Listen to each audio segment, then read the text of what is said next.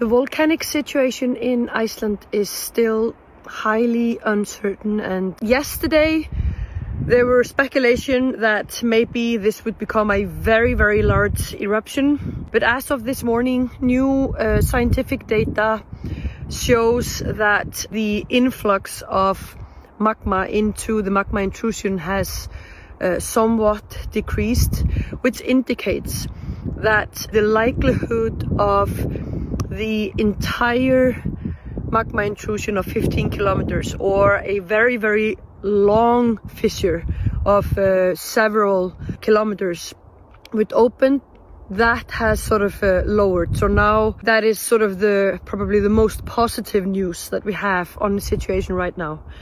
This means that what we will see when or if it erupts is probably going to be more like what we saw in Fagradalsfjall, the last 3 eruptions, but probably on a larger scale.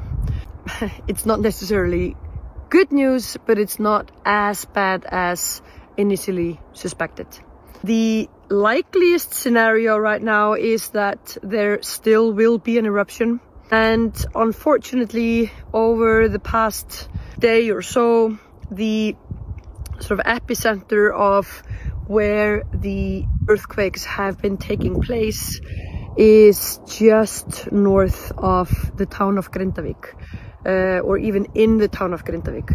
So the likelihood of a fissure opening literally where all of the houses in Grindavík are, or very close by, that have fortunately been evacuated, so there's no people in danger, but the town itself, with all of its houses and rest of its infrastructure and all the belongings of the people, are still in grave danger.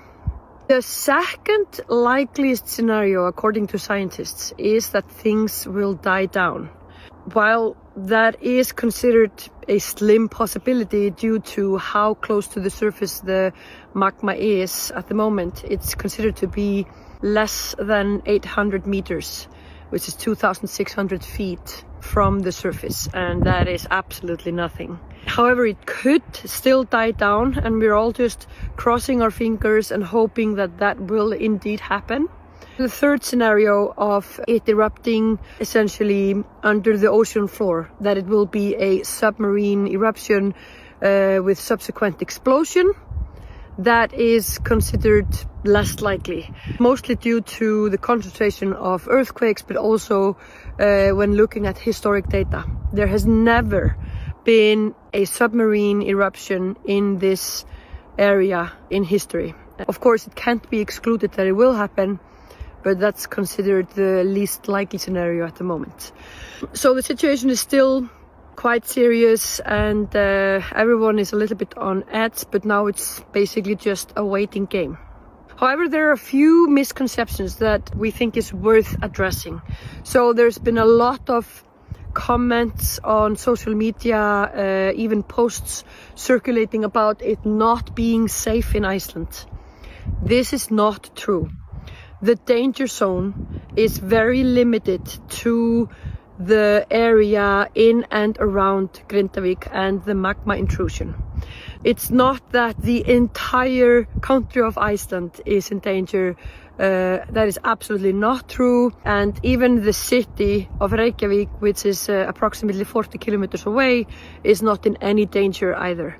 The Keflavík International Airport is also safe, and it is open, and flights are coming in and out all the time.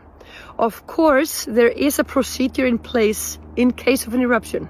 The standard procedure is that when it erupts, the aviation code is temporarily put to red and all flights are suspended while the situation is evaluated. When the situation is deemed safe, the airport will open again. Sometimes that's just a matter of 30 to 60 minutes. Sometimes it's longer. It all depends on the situation. If lava will start flowing on land, that probably has the least impact on air traffic. Of course, then there's the risk that the town of Grindavík is going to go under lava. So really there's no good scenarios here, but now we'll just have to wait and see. and hope for the best.